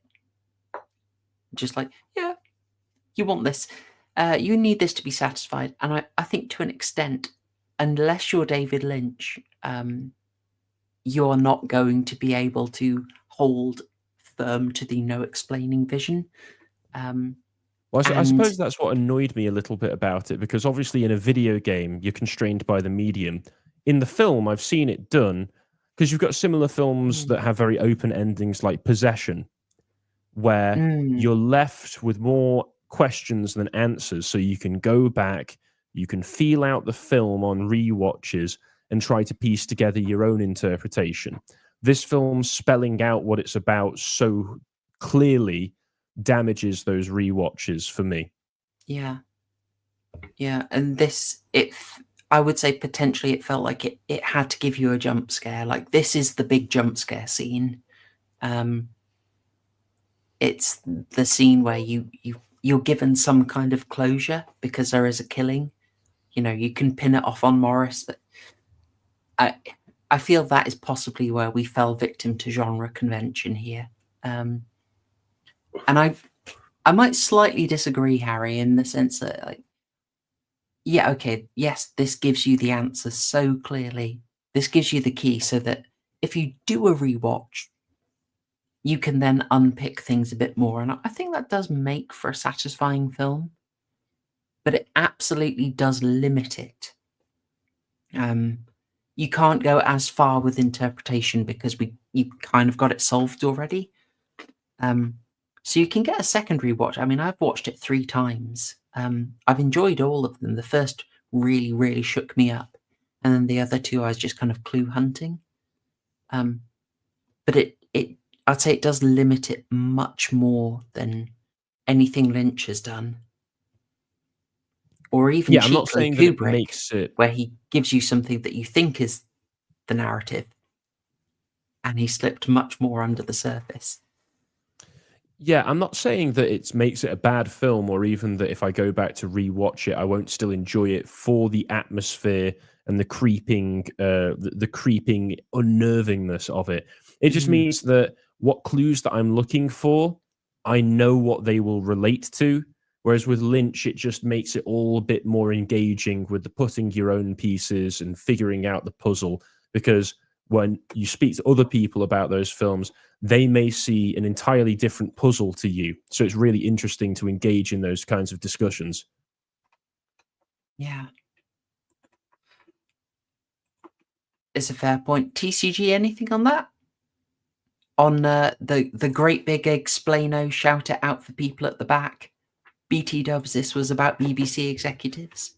I mean, yeah, it kind of is. I don't really have much to add to what Murgoot and Harry have already said, other than, yeah, I mean, in terms of the pacing of the film, it was so slow and it was such an abrupt ending. It was a bit annoying for me personally. Didn't really like that, and I felt like it was kind of obvious as to what Maurice was. Ignoring, whether he was real or not. I mean, quite clearly he was somebody who had abused Philip in his youth. Was a little bit of a twist, I will admit, him being the masked man. And I will say, actually, that jump scare when he sort of comes out and attacks him, that was pretty well done. I did like that. Yeah. But yeah, I mean, it kind of, for me, it kind of took a little something away from the film by just sort of having Maurice be the complete bad guy, as opposed to actually, if we're talking about this kind of abuse, one of the things that is talked about is the cycle of abuse, how the abused become abusers themselves. And so for me, it would have made more sense thematically for Philip to have been the masked man this time around. Like, sure, you can have Maurice be the person who kidnapped these kids, back in the 70s or whenever it was. But it's that cycle of abuse that has led Philip to now carry out the same heinous actions that he was subjected to when he was younger. That for me would have been more, I don't know, satisfying, for want of a better word, as an ending, rather than just sort of, oh no, Philip was just misunderstood. You misunderstand Philip. I mean, I think Philip was, in my reading, he was, but he he externalized it to Morris, yeah. but I would have Of course, yeah. I mean, some of kind course. of acknowledgement of that might have been nice. Like, how can I say? Something like him staring in terror as Morris punishes the boy, Mm, and then you just have in a reflection in the background, uncommented on, just a reflection in the mirror or in the window that you can see it's Philip doing it, yeah. and something you would just have to look and notice that detail. Might have been nice. I'd have liked that, but I think I see where you're getting at. And we're not even sure if he did finish it, because this is one of the final frames, and you see him sort of sat in front of what kind of looks a bit like a stage, a little bit like theatre curtains made of terrible sheet metal, like he's given a performance. Possum in the foreground, a burnt up Possum in the foreground, holding the head in the hands. Mm. It's, I would say, ambiguous whether he's actually conquered it or not, because he kept trying to give away Possum. The possum returns, the fox returns, maybe Maurice returns as well. Maybe Michael returns. Oh, go on then. I've got a taste for it. Yeah. Awful, terrible. Should not have said that. We had a question come in. Patrick Batman, this or Wise Owl? So Wise Owl is an episode from, I want to say, season 8 or season 9 of Inside Number 9. I could be wrong on the season, but it's a Inside Number 9 episode that deals with this subject matter. Possum, 100%. Wise Owl was good. Wise Owl is a strong episode, but it's limited in how much it can do, and it was limited in that because it was Inside Number 9, I felt it had to get some comedy in that just diluted it a bit. So I would say Possum is a much stronger vision with much more time to explore the subject matter. I don't know if is that heretical, guys? No, I've not watched Wise Owl, but I do agree that this is a very pure vision, especially because there is no levity and no comedy to be found at all in this film. Every frame is unending misery. Absolutely. Yeah, unending misery would be a pretty good description of this. There is no fun in this. If you I think I did start watching it, and it's not a first date kind of film. No, I mean, I was planning on watching this for a fun double bill, and I had a chance. Horror double bill. I popped this on first. Oh, blooming heck. Oh, I killed it. What did you put on after? A Serbian film? Oh, nice palate cleanser. I just went for a shower. Just felt dirty. Oh, I gave up. I was so depressed. Let's see. Well, folks, any other comment on Possum? Anything that we've missed that you'd like to bring up before I move us towards a close? Don't you crickets me, Harry, you bastard. I'm good. All right. In that case, I mean, Simon Roberts just highlighting, and hello, Simon, good to see you. Is it overwhelmed a bit by Sean Harris's very strong performance? Interesting question. I think the film is his performance mixed with the sound and visuals. I don't think you have this film without Sean Harris's performance. So I think it's difficult to disentangle the two. Yeah. Oh, we're just in his head. Like the film is him. We're in his head the whole time. But he just manages to make it so heartbreaking. I don't know if there's a particular moment you guys picked up on, but the scene where he goes back to school and he just speaks like a child, I found absolutely heartbreaking, just awful to watch. He's just so clearly reliving it. It's just zero fun. And to a more extreme, just to a more extreme example as well, like again at the end of the film when Maurice's when he's attacked him, and he's talking to him again. You know, he sounds like a scared little boy. It's such a great performance. I mean, Yeah. a true character actor. Yeah, his performance and the faces that he pulls throughout the film, which only get more and more sad and depraved, are only equaled in trauma acting by Cheryl Lee in Fire Walk with Me,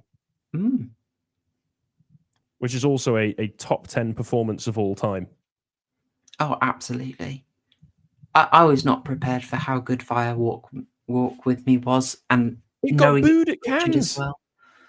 It got booed off the stage at Cannes. Quentin Tarantino, you know, visionary genius Quentin Tarantino, said it's where he lost interest in Lynch because he jumped the shark. But we know that Tarantino only makes the most subtle and nuanced films. Well, I mean, he won't watch Toy Story 4. He's watched the first 3, but he won't watch Toy Story 4. I've seen that standards. Yeah, now counting for taste. Well, all right, folks. Having dealt that, I think let's move towards our closing thoughts and scores, and then we'll announce homework for next week. And yeah, we'll end up. So, Murgoot, could I get your closing thoughts and score, please? Very slow burn, very well photographed, great cinematography, good soundtrack,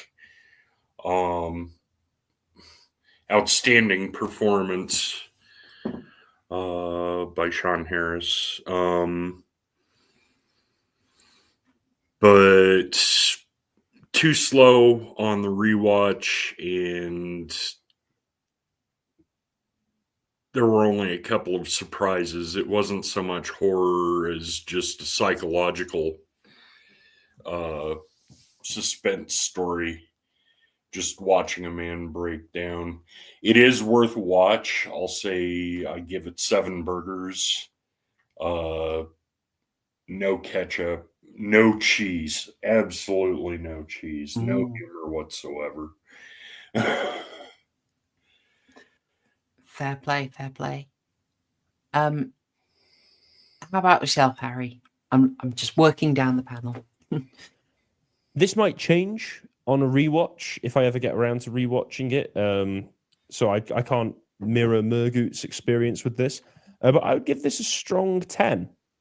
10 out of 12 burgers. Again, no cheese, a disgusting amount of mayo, and a little sweet on the side for when you're done. Oh, God. Left on your pillow, yeah? Oh, of course, because you've been a good boy. Oh, Haribo-tastic. Wonderful. Thank you, Harry. That's, yes, good. Okay. We got a 7. We got a 10. TCG. Right. I need to preface this by saying that I don't do well with these films, these types of films, when it comes to, you know, big think films.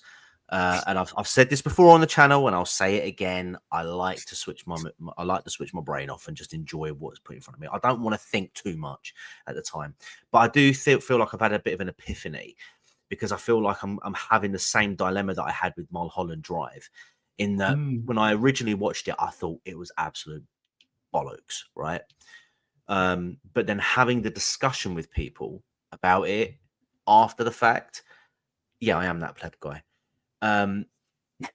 Makes me appreciate it more. So I feel like with these kinds of films, I need to be sitting with somebody and have a conversation with it afterwards to sort of really get a feel for it. But if I go by my initial reaction after watching it alone, it wasn't my cup of tea. Like Murgoot said, it was only an hour and 25 minutes, but I genuinely felt like I experienced time dilation watching this film. By that, people outside looking in would see 1 hour 25, but I experienced it like 2 hours 50. It was such a slow burner, and it did have quite an abrupt ending. That being said, the acting was fantastic. Yeah, Ian Harris, blinding performance, very, very convincing, and of course, oh god, I've got Maurice's name. Alan Armstrong. Alan Armstrong. Thank you. Yeah, in a supporting role was. Yeah, he does Savilian. I think you called it Horror Show very I well. did. He does that. He did that very well, very convincing. I would have. I was kind of expecting the possum to be a bit more animated.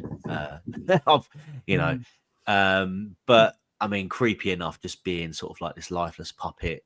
You know, using the main actor's face as the blueprint for that design. Yeah, it was cool. It was cool.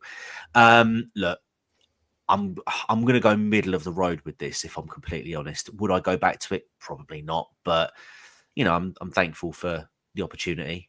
In all seriousness, 6 out of 12 burgers, and like Murgoot, man, it is a plain burger with there's absolutely no cheese in this film, no ketchup either. No. And yeah, I think if it would be maybe the burger would be a little bit burnt as well. I'm chuffed with that, to be honest. I'm chuffed with that. And you know, I think you're on the money with that. Like, having the conversation does really make it. I watched it twice this week. I wanted to torment waifu with it, and she found it a really hard watch, which was hilarious for me. I love it when she struggles and has nightmares. Great times. Then watched it with Simon Roberts, and we did it Brixton style. You know, just talked through the whole movie. Oh, I thought you were stabbing people as you were watching it. Okay. Oh, right. And it improves it. It improves it. The first watch I was just terrified. But yeah, I mean, you could have been reading my notes, TCG. You were pulling out some bangers tonight with the analysis. It was great stuff. I'm chuffed to have got a 6 out of you. You know? Yeah, you were going to get like a 4, I think. Before we'd even started the stream, I was leaning towards 4. It's only this conversation that's pushed it up a little bit. You know, I do cryptic crosswords, and a lot of people will be like, not my thing, and they can see how a clue is put together, and they're like, okay, I get it. Not my thing, though. Yeah. I like that it's decoded. I enjoy seeing how it's done. I'm still not going to do a cryptic crossword, and you know what? That's absolutely fine.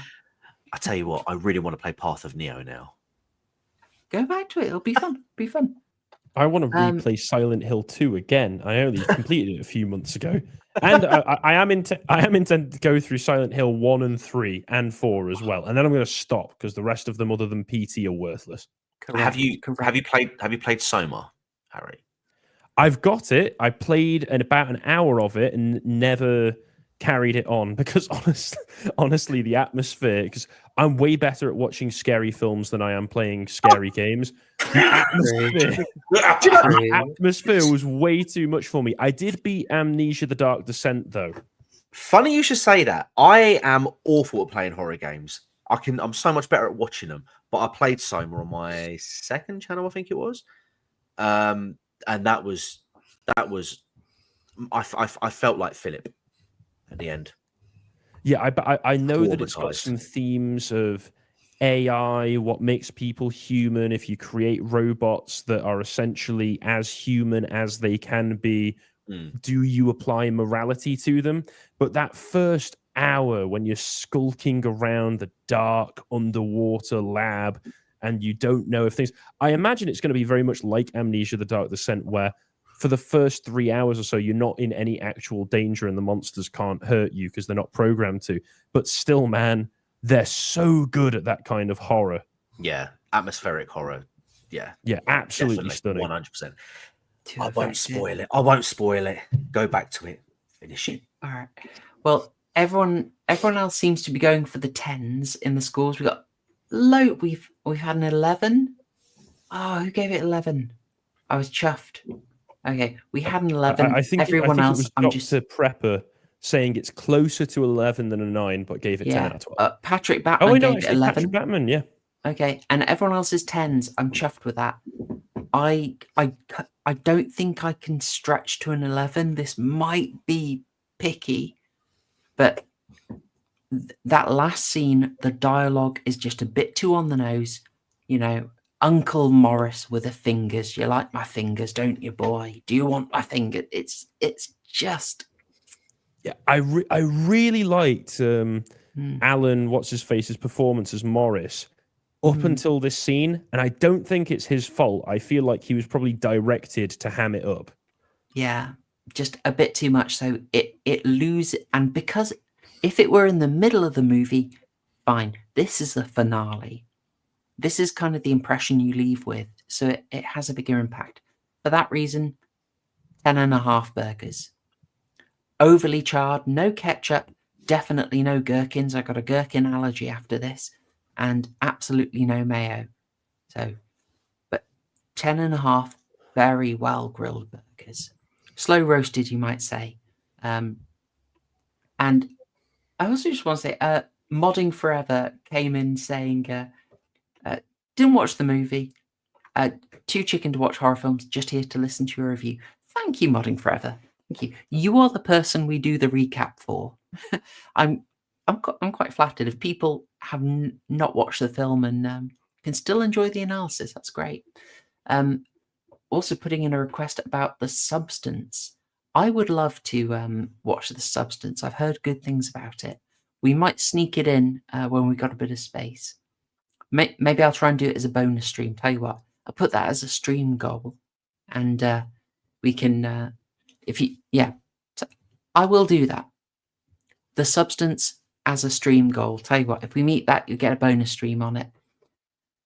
So that is our review of Possum. I think we've unpacked it. I think we've unraveled it. Hopefully, given enough good analysis that you can go back and for the rest of the elements in the film we didn't talk about, you'll be able to pick it apart and appreciate it more.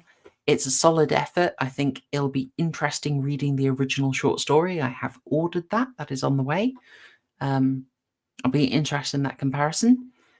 But going forward, there is only one film left in our UK horror arc. Harry has been a trooper and has stuck with us through the entire arc. There is only one thing left. I always love being on this show, so thank you. Anytime. Oh, well, we love having you, Harry. Last week, we gave you the choice of nonces or panopticon. You went for nonces, so it's panopticon left. Our final bit of the UK horror, our surveillance state. That is in the Black Mirror episode, Crocodile. So your homework for next week is Black Mirror's Crocodile. Oh no, I hate this episode. I hate this episode.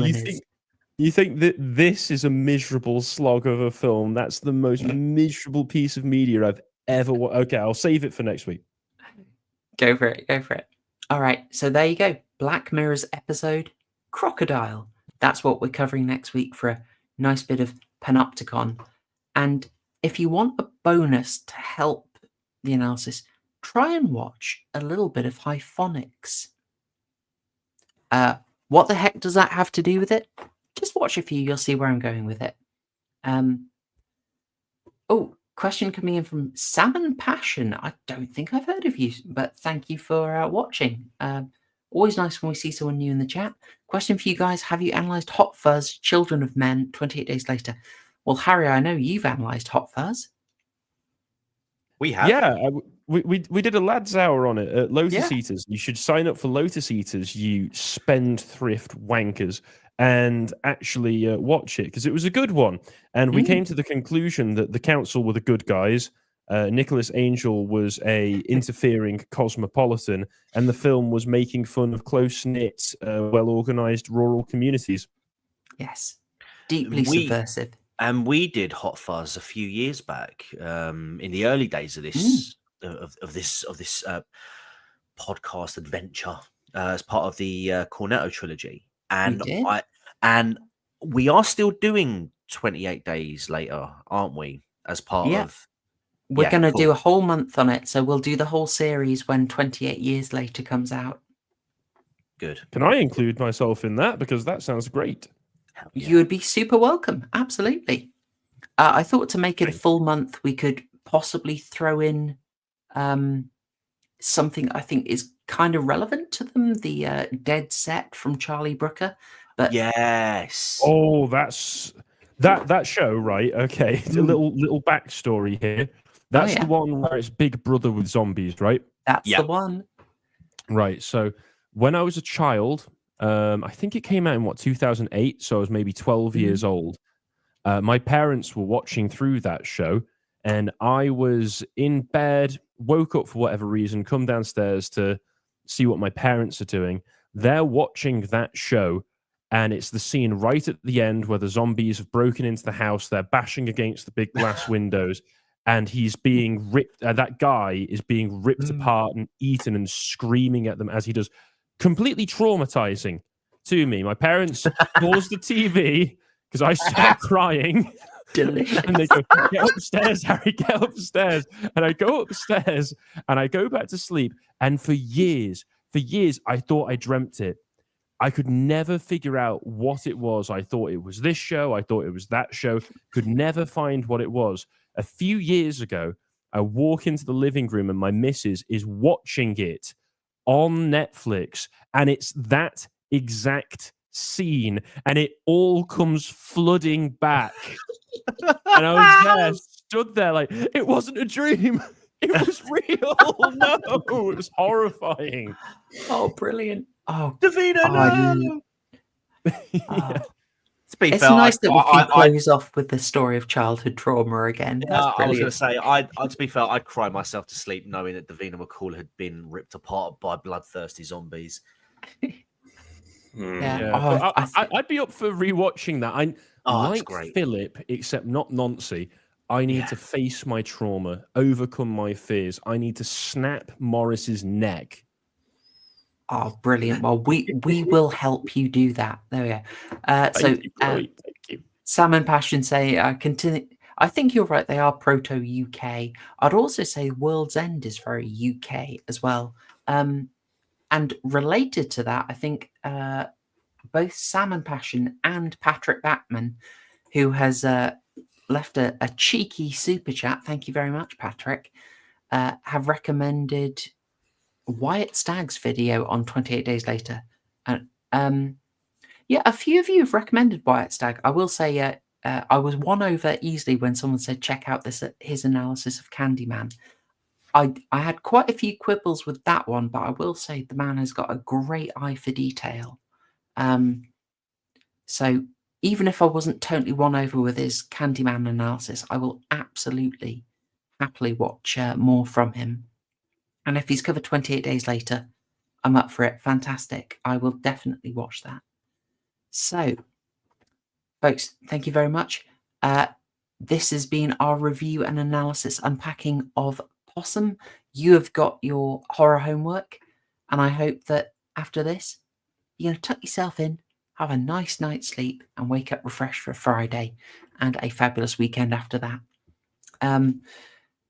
It's a grim film, but it's been a fun stream. So massive thanks to the panel. You're welcome. Thank you for everybody showing up. Pleasure as always. Thank you for having me on. It's an absolute delight. Oh, in addition to Lads, I will just say if the Star Wars prequels Lads Hour stream was an absolute blast. Dan had a very, very interesting theory about what the Jedi Order was doing with all of those younglings. I was convinced. Were they all Maurices? Oh, yes. Yoda is proto-Morris. Use the it makes Force, sense. You want them before they get to a certain age, before they can fight back, perhaps. Jedi Savile. Really makes you think. Worth a watch, anyway. And thank you, chat. You've been delightful. You've been generous. I hope you got a good weekend ahead of you. Thanks, y'all. Cheers. #shield